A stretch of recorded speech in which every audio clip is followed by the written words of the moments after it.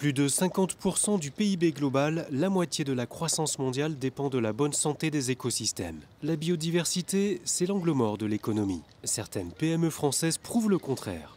Dans ce golfe, aux portes de Paris, la direction joue la carte verte à tous les niveaux depuis une quinzaine d'années. Un entretien 100% organique, des prairies fleuries, des haies propices aux oiseaux, une tonte raisonnée, un arrosage modéré et une eau réutilisée pour l'étang où les canards côtoient les libellules. Et même des abeilles à 2 pas des golfeurs. Donc là, vous êtes juste à côté du practice où nous avons donc mis en place des ruches avec nos abeilles et qui vont justement sur le parcours sur des zones de prairies fleuries.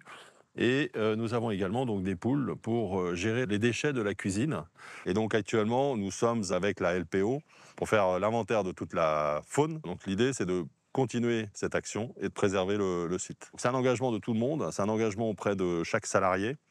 Et on tâche à ce que chaque salarié soit sensibilisé à l'environnement, sur cette connaissance, cette gestion, et puis aujourd'hui sur la conservation.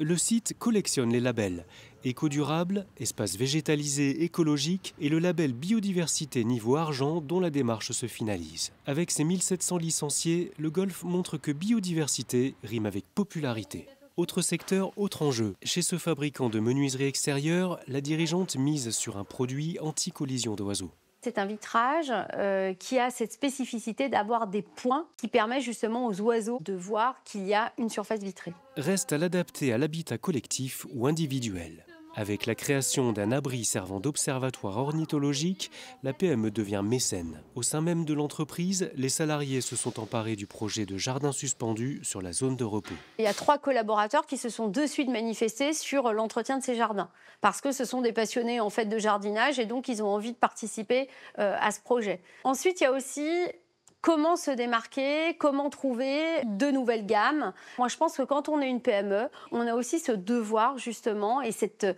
flexibilité et cette dynamique qui nous permet justement d'innover et d'innover efficacement. Il y a une certitude, c'est que ça prend du temps. Il faut savoir se renseigner, il faut savoir collaborer avec des associations parce qu'on n'a pas forcément les compétences. Et oui, ça demande aussi un peu d'investissement. Donner du sens et mobiliser les salariés, valoriser l'entreprise.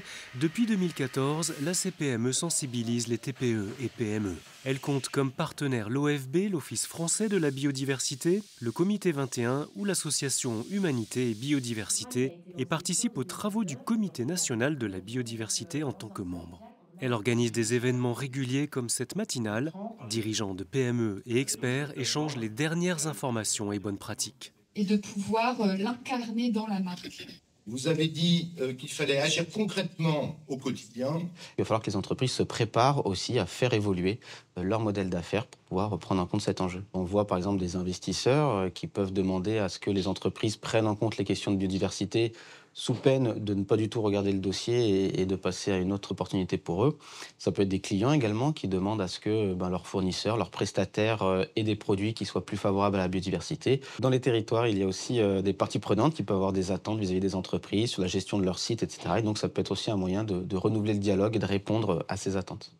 Pour les entreprises, l'étude d'impact reste la première marche avant un engagement actif en faveur de la biodiversité. Les retours d'expérience et l'expertise de la CPME aideront les TPE et PME à passer à l'action.